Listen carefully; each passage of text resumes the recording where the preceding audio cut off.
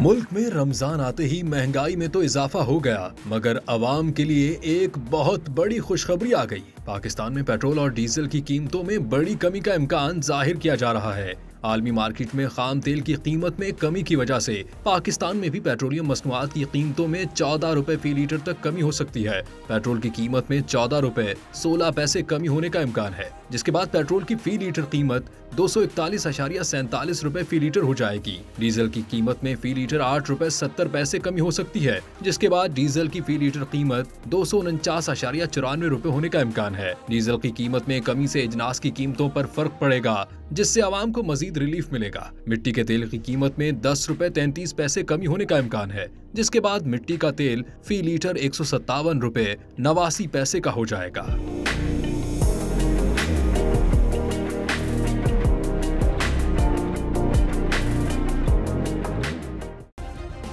Subscribe करें और bell दबाएं ताकि कोई खबर रह न जाए।